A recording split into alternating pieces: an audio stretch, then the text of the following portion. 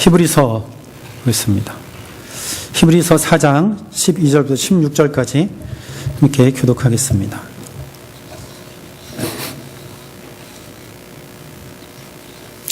히브리서 4장 12절부터 16절을 다 같이 한 음성으로 읽겠습니다.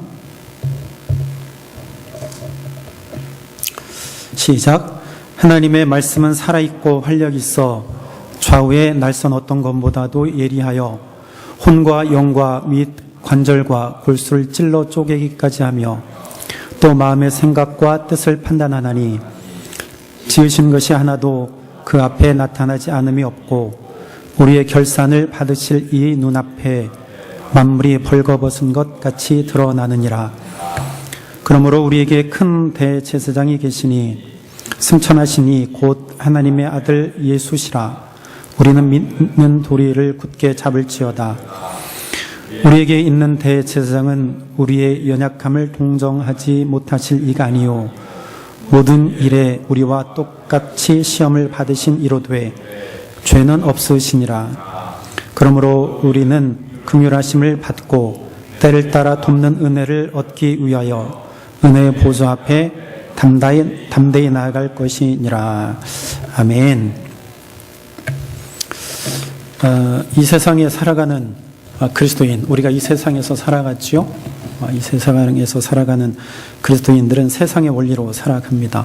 이 세상의 법대로 살아갑니다.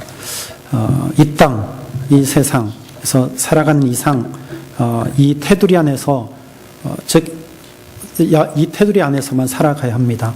이 테두리 안에서 벗어나서 살 수 없습니다. 법, 질서, 그리고 논리, 이 세상의 지혜, 또 학문, 우리가 이러한 것들에서 벗어날 수 없어요. 이것을 배우지 않으면 도태됩니다. 그리스도인들이라고 해서 따로 떨어져서 살 수 없음을 우리에게 우리는 알아야 합니다. 성경에서 그렇게 말씀하시지 않나요? 너네만 따로 떨어져서 살아라, 그렇게 하지 않습니다. 도리어 세상 속으로 들어가라고 말씀하셨지요. 세상의 제자들을 파송하셨습니다.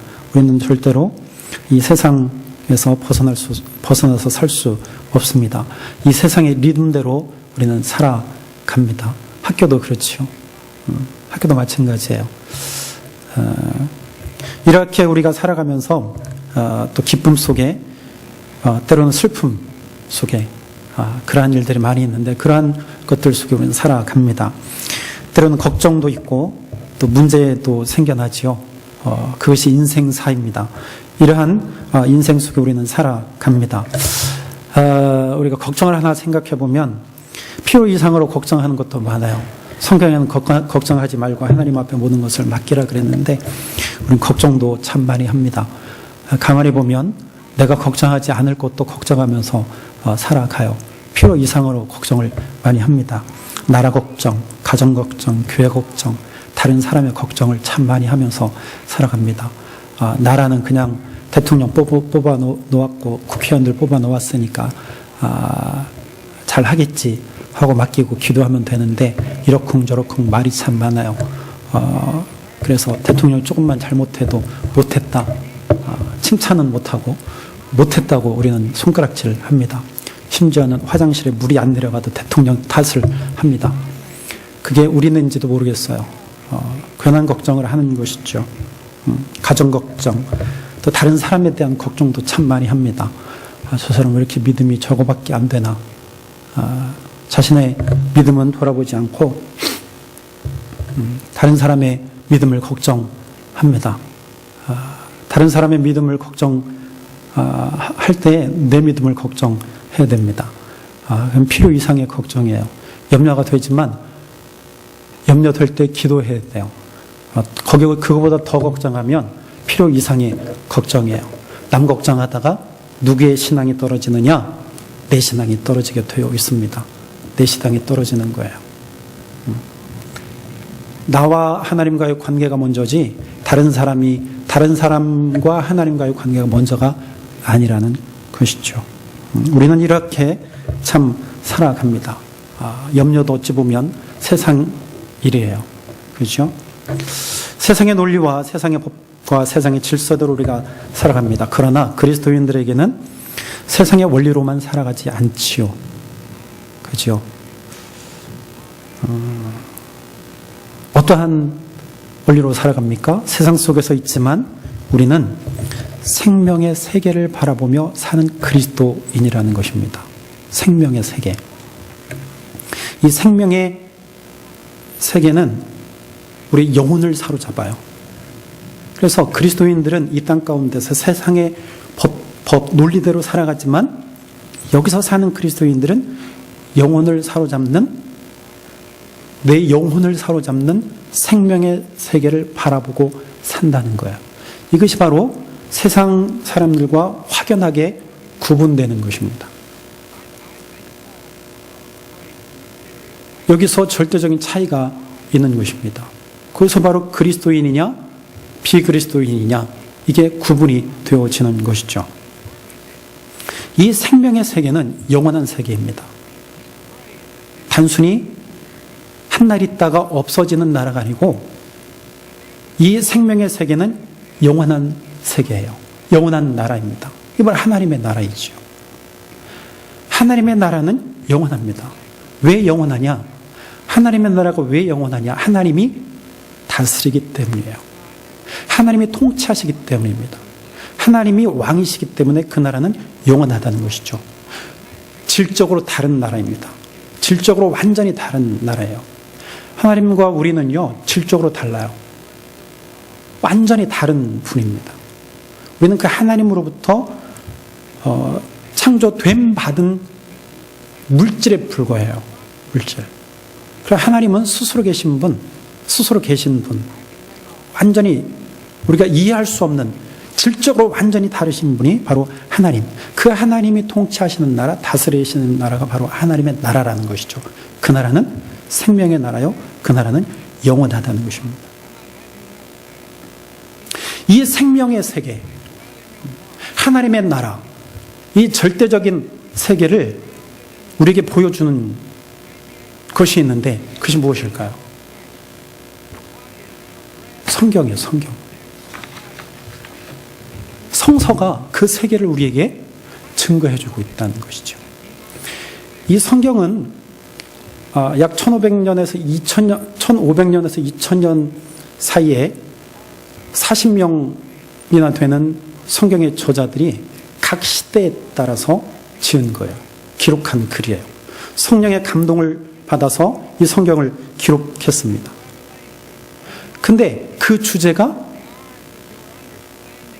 1500년, 2000년 그 시대를 관통한다는 거예요. 하나로. 하나의 주제를 가지고 관통한다는 것이죠. 여러분 이게 가능합니까? 아니요. 그 시대는 더 불가능한 일이에요. 지금처럼 매스미디어가 발달한 상태에서는 서로 연락을 해서 야 이러한 주제를 쓰자 이야기를 하고 그렇게 쓸 수 있어요. 그러나 이 당시에는 그것도 없었어요. 그리고 기간이 1500년에서 2000년 사이에요. 각기 다른 시대에 살았습니다. 그럼에도 불구하고 그 주제가 똑같다는 거예요. 구원. 하나님에 대한 구원, 하나님의 사랑, 그리고 그 사랑은 예수 그리스도. 이 주제가요, 성경을 꿰뚫는다는 거예요. 관통한다는 것입니다. 그래서 이 성경이 하나님 나라에 대해서 우리에게 증거한다는 거예요. 생명의 세계를 우리에게 나타내주고 있다. 근데 이 성경이 하나님의 말씀이에요. 하나님의 말씀. 우리에게 주신 이 말씀이 하나님에 대해서 증거하고 하나님 나라에 대해서 증거하고 생명의 세계에 대해서 증거한다는 거예요. 그리고 이 성경을 기록한 저자들은 그 세계를 본 사람들이에요. 그 하나님의 나라를 경험한 자예요. 그래서 이것을 기록을 했습니다. 그리고 우리는 이 말씀이 하나님의 말씀인 것을 우리는 믿고 있습니다. 여러분, 우리가 이 세상에서 살지만 우리에게 이 세상의 논리보다 논리보다, 법보다, 질서보다 더 중요한 것은 바로 이것입니다. 하나님의 말씀. 그리스도인의 삶에서 가장 중요한 것이 바로 하나님의 말씀이어야 합니다. 나라도 중요하고, 물질도 중요하고, 친구도 중요하고, 사람도 중요하고, 지식도 중요하고, 세상의 법과 진리, 지혜가 다 중요하지만 그 무엇보다 가장 중요한 것이 우리에게는, 그리스도인에게는 영원한 세계, 생명의 세계를 우리에게 가르쳐주는, 말씀하고 있는 이 하나님의 말씀을 붙드는 것, 이 말씀에 집중하는 것, 그것이 우리의 삶에 있어서 가장 중요하다는 거예요. 우리가 하나님의 말씀에 집중하면 그 외적인 것들은 아무리 뭐라고 해도 우선순위가 될 수 없어요. 하나님의 말씀을 우선순위로 둘 때 그 나머지는 다 우리의 관심 받기 되어진다는 거예요. 우리가 하나님의 말씀에 집중하지 못하니까 자꾸만 다른 것이 우선순위가 되는 거예요. 돈이 우선순위가 되고, 친구가 우선순위가 되고, 물질이, 재물이 우선순위가 되고, 권력이 우선순위가 되는 것이죠. 때로는 가족이 우선순위가 되고, 자녀가 우선순위가 되는 거예요. 우리는 거꾸로 사는 거죠. 말씀으로부터 내려오는 것이 아니라 우리는 거꾸로 올라가요.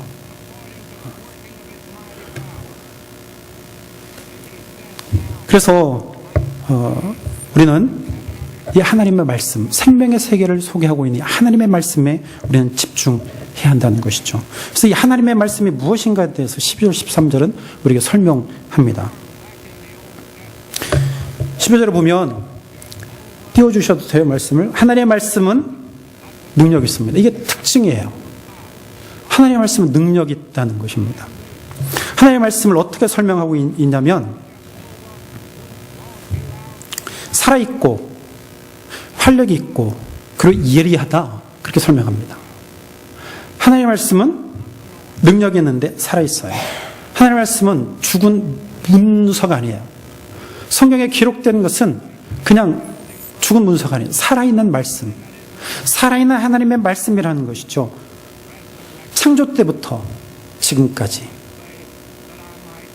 하나님의 말씀으로 세상을 창조하시고, 하나님의 말씀으로 천지만물을 꽉 붙들고 계시고, 그 천지만물을 하나님의 말씀대로 운행하시고 지키신다는 것이죠.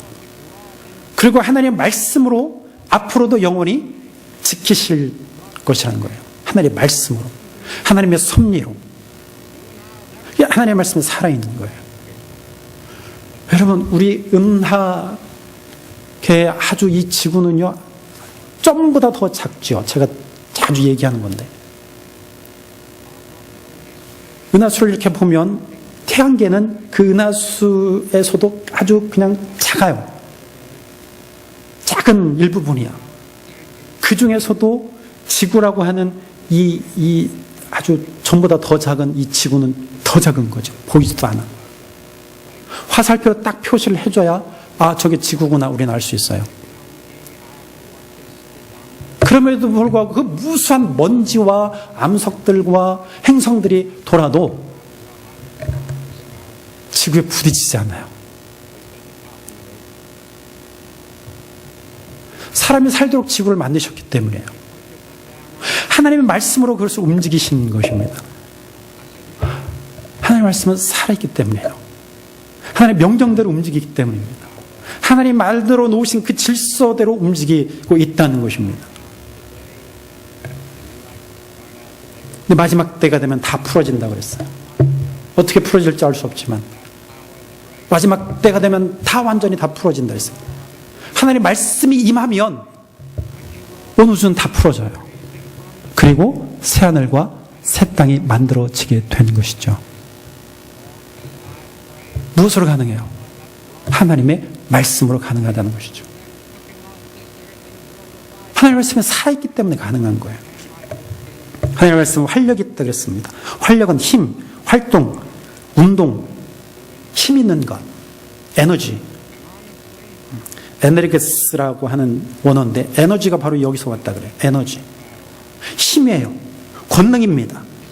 또 하나님의 말씀은 저의 날선 어떤 검보다 예리하다 그랬어요. 예리하다. 날카롭다 말합니다. 그래서 이러한 살아있고 활려있고 저의 어떤 날선 검보다 예리한 것이 어떠한 일을 하느냐, 혼과 영과 및 관절과 구슬을 찔러 쪼갠다 말합니다. 아주 우리의 깊숙이 찔러 쪼개기까지 한다. 영혼과 우리의 몸, 모든 것을 찔러 쪼개기까지 한다 말합니다. 이것은 뭐냐? 우리를 지배하신다는 거예요. 하나님의 말씀이 내 모든 것을 지배하신다는 거예요. 다른 말로 말하면 하나님의 말씀이 우리의 모든 것을 아신다 말합니다. 하나님을 알고 계신다는 거예요. 또 뭐라고 합니까? 그 다음에 마음과 생각과 뜻을 판단하신다. 판단하신다. 마음과 뜻과 뜻. 생각, 마음, 뜻, 행동. 그것을 다른 말로 말하면 지정의. 모든 것을 하나님께서 판단하신다. 말씀이 판단하신다. 판단의 의미는 심판한다라는 의미가 포함되어 있습니다.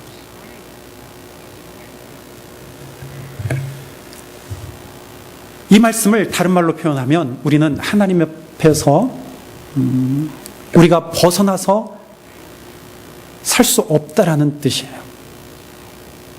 하나님 우리를 모든 것을 다 알고 계시므로 우리는 그 하나님으로부터 벗어나서 살 수 없어요.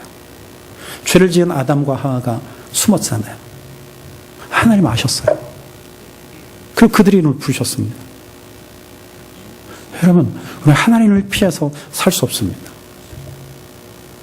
아무리 숨어도 우리는 피할 수 없습니다. 이를 또 다른 말로 말하면 우리가 말씀 앞에 설 때, 하나님 말씀 앞에 설 때 내가 누구인지 드러난다는 뜻이에요. 내가 누구인가? 내가 누구인가? 여러분, 우리는요, 나 스스로도 알지 못해요. 나 스스로 아는 것처럼, 아는 것 같지만, 그러나 우리는 스스로 알 수 없어요. 여러분 생각해 보세요. 내가 알고 있는 것 다 맞습니까? 내가 현재 알고 있는 지식이라고 하는 것 다 맞아요? 아니요. 내가 맞다고 생각하는 게 틀릴 수가 있어요. 그리고 내가 틀리다고 생각하는 게 맞을 때도 있습니다.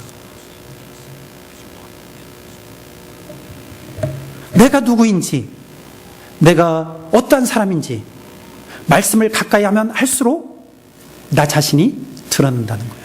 자, 이렇게 얘기해 봅시다. 하나님의 말씀은 거울과 같아요. 거울. 거울은 내가 앞에 서면 내 모습이 다 드러나지요. 내가 점이 있는지, 무엇이 묻었는지. 그래서 무엇이 묻으면 씻고 옷매무새가 달라졌으면 바로 고쳐맵니다. 그게 거울이에요. 하나님의 말씀은 거울과 같다는 거예요. 그래서 말씀을 내가 보면 내 모습이 보인다는 거예요. 내 모습이 어떠한 모습인가? 그것은요, 내가 죄인이라는 것이 드러나요. 하나님의 말씀은 내가 하나님 앞에 섰을 때, 말씀 앞에 섰을 때 나는 죄인이구나라는 것을 깨달아요. 말씀 앞에 섰을 때 나는 하나님의 자녀라는 것을 깨달을 수 있어요. 하나님의 말씀 앞에 섰을 때 내가 피조물이라는 것을 내가 알 수 있어요. 그러니까 내 모습이 무엇인지 말씀은 나에게 말씀하신다는 거예요. 드러낸다는 것입니다. 거울의 말씀은요, 거울과 같습니다. 그래서 내가 다른 길로 가면 올바른 길로 가게 해요. 근데 말씀 앞에 서서 아는데도 그 말씀대로 따르지 않으면 안 되는 거죠. 그건 거울을 보고도 모르는 거예요. 얼굴이 죄로 가득가득한데 그 죄의 모습을 하고 사는 것이죠. 불의한 모습을 하고 사는 거예요. 우리는 말씀에 비춰서 내가 죄인이라면 말씀이 가리키는 바대로 나아가야 돼요.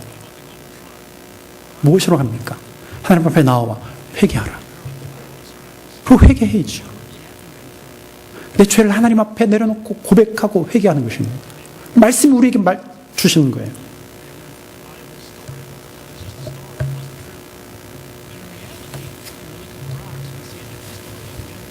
하나님은요, 우리의 내밀한 것까지 다 알고 계십니다.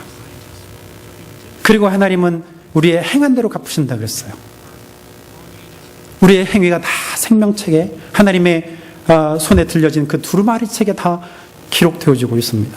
그래서 그 두루마리 책에 기록된 대로 하나님은 심판하십니다.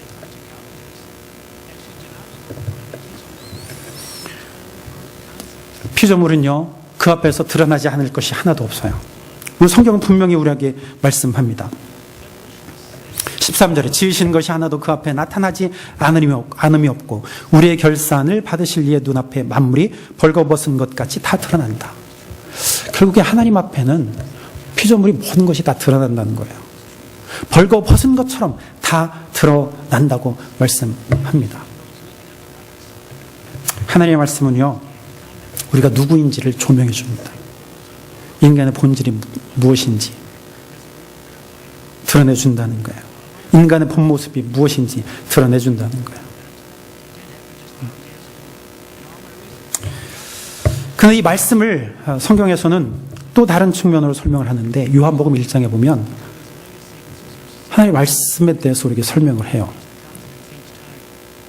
그 말씀이 누구라고 하십니까?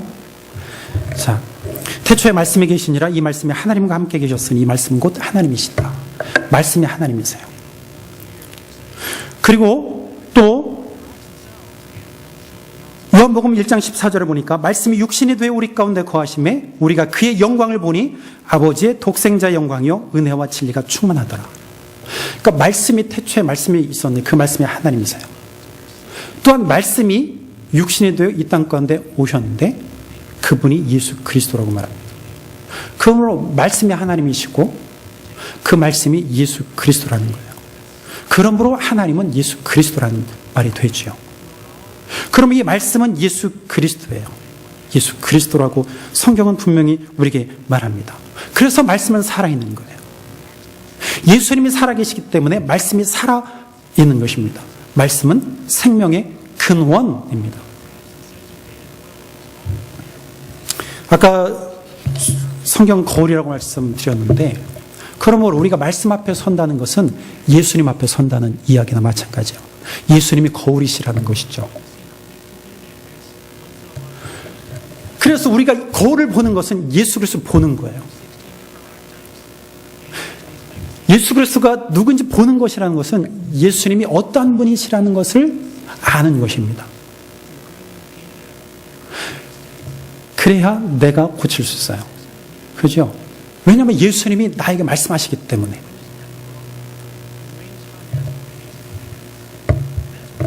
성경이 예수님에 대해서 설명할 때 우리는 귀를 기울여야 됩니다. 그래야 내가 누구인지 알고 내가 어떠한 길로 갈지 알고 따라갈 수 있습니다. 여러분들이 누구인지 알고 싶으면 성경을 보면 돼요.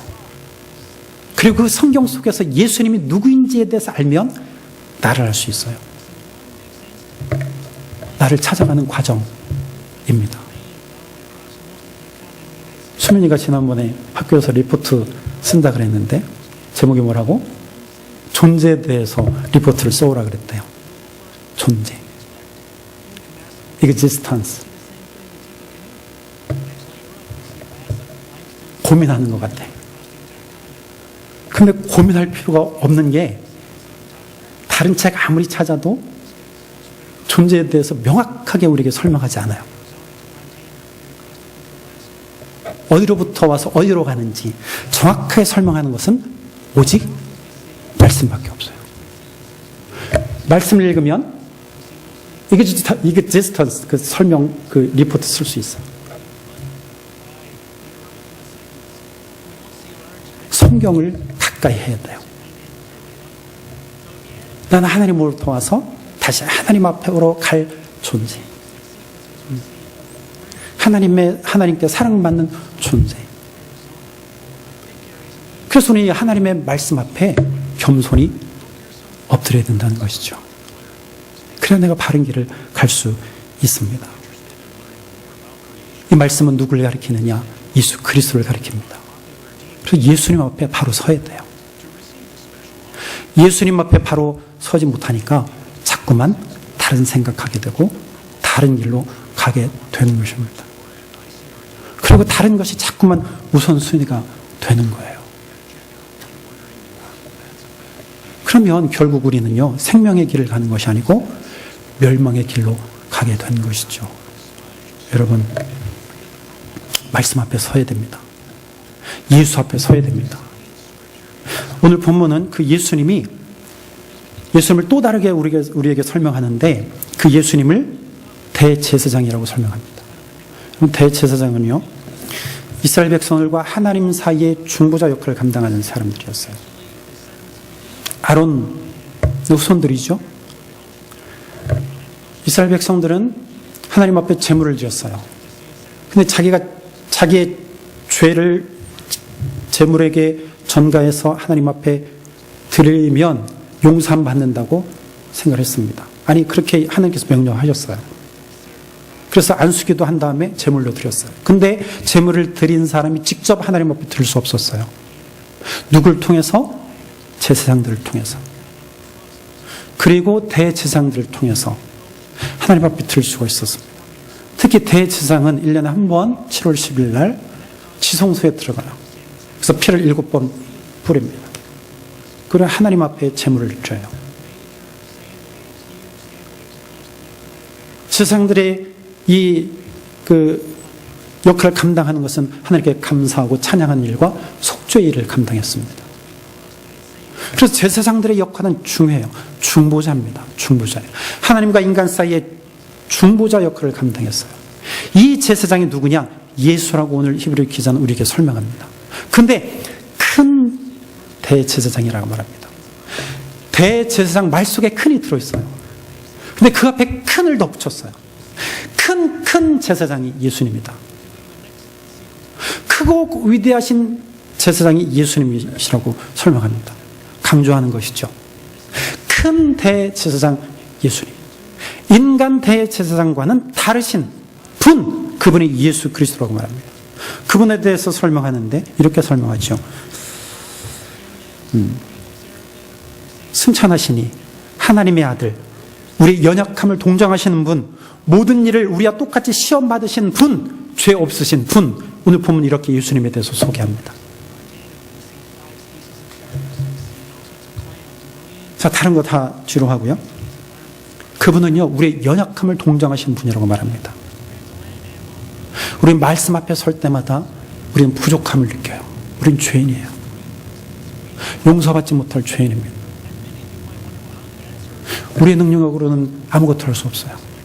우리가 한다고 하지만, 그러나 하나님 보시기엔 아무것도 아니죠. 언제 넘어질지 모르고 언제 우리가 파산할지 몰라요. 그럼에도 불구하고 우리는 교만 가운데 살죠.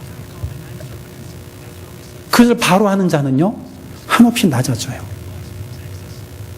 우리 연약합니다. 그래서 죄도 범합니다. 쓰러집니다. 불완전해요. 우리 육신 연약합니다. 또 언젠가는 죽어야 돼요. 죽음에 대한 두려움이 있습니다. 그러한 우리의 존재를 예수님께서 어떻게 하신다고요? 동정하신다 했어요. 우리의 연약함을 동정하시는 분.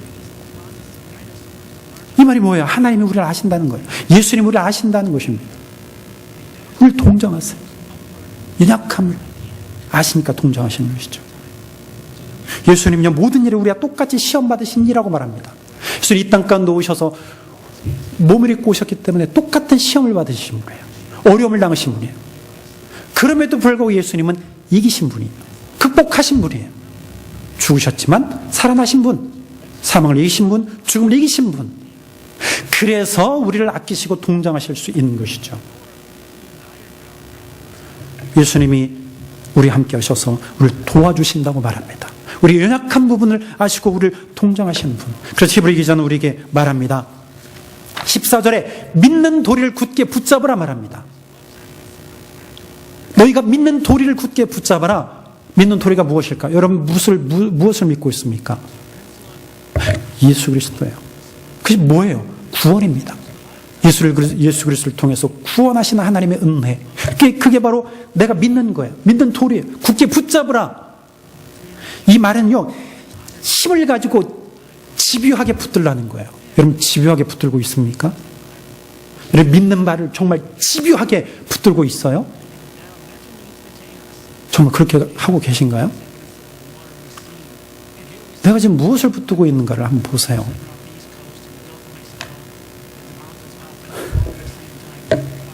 어떤 사람은요, 컴퓨터 앞에 앉아서 게임만 붙들고 있어요. 하루 온종일. 물론 직업적으로 하는 사람이야 그 직업이니까 그렇다 치지만, 그렇지 않은 사람은요, 컴퓨터 앞에 앉아가지고 거기에 집착해요. 어떤 사람은 BTS에 집착한다니까? BTS가 뭔지 몰라요? 방탄소년단.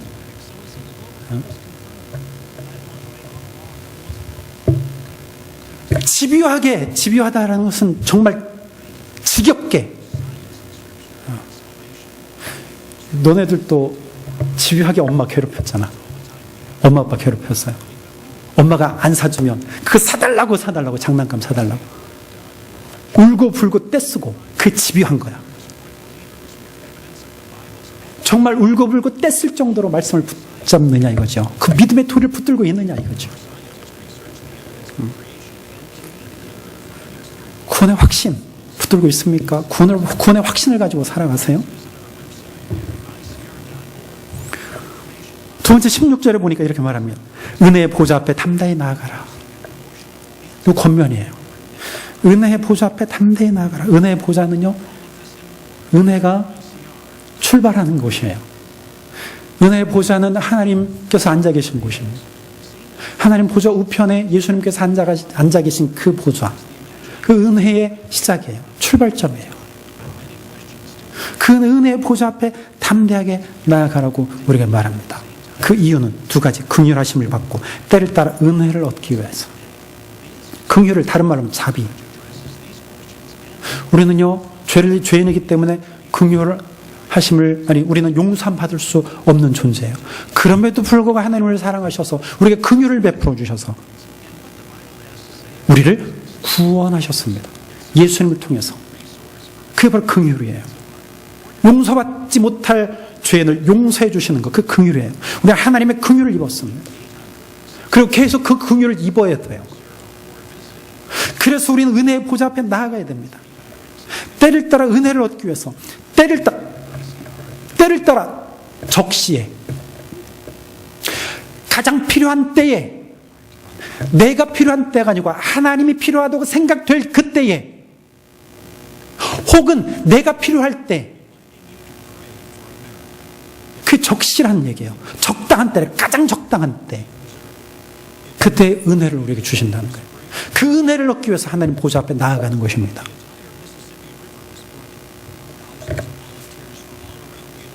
예수님 하나님의 은혜의 보좌 앞에 담대히 나아간다는 것은요, 예수 그리스도를 믿고 의지한다는 뜻이에요. 여러분, 은혜의 보좌 앞에 담대하게 나아가십시다. 자비, 은혜를 얻기 위해서. 그 은혜와 자비는 누굴 통해서 주시느냐? 예수 그리스도를 통해서 주신다는 것입니다. 그럼 우리의 거울이신 예수 그리스도에게 집중해야 돼요. 그 이야기는 예수님을 알아야 된다는 것이죠. 예수님을 바로 알아야 내가 바른 길로 예수님을 따라갈 수 있어요. 예수님을 알지 못하면 바른 길을 갈 수 없어요. 그 예수님에 대해서 설명하는 것이 무엇이냐? 기록된 하나님의 말씀이에요. 이 안에 다 들었어요. 그래서 말씀이 중요한 거예요. 그 말씀이 중요합니다. 묵상하죠. 과이엇 타임 여러분 하죠. 그게 달리 여러분들에게 과이엇 타임 하라는 것이 아니에요. 예수님을 알기 위해서, 예수님을 알아가기 위해서 묵상하는 것입니다. 우리가 설교를 왜 합니까? 하나님에 대해서 알고 예수님에 대해서 알기 위해서요. 그러니까 왜 그룹 성경 공부를 합니까? 왜 그룹으로 나눕니까? 왜 우리가 예배를 드려요? 다른 것이 아니에요. 예수님을 알기 위해서요. 한 가지라도 우리가 다 소홀히 여기지 않을 것이 없어요. 다 귀하게 여겨야 돼요. 다 귀한 것들이에요. 여러분, 오늘 히브리서 기자는 우리에게 말합니다. 하나님의 말씀, 예수님이에요. 예수를 바로 알아야 돼요. 그리고 우리가 바른 길을 갈 수 있어요. 참 대제사장이신 예수 그리스도를 바라보고 은혜 보좌 앞에 담대히 나아갈 때에 하나님의 은혜와 하나님의 자비가, 하나님의 긍휼이 예수님을 통해서 우리에게 전해집니다. 그래서 오늘도, 아니 매일 매 순간마다 저는 이 믿음으로 대제사장이신 예수 그리스도를 날마다 바라보고 그의 말씀 안에 거하는 주 여러분이 되기를 주 여러분 축원합니다. 기도하겠습니다.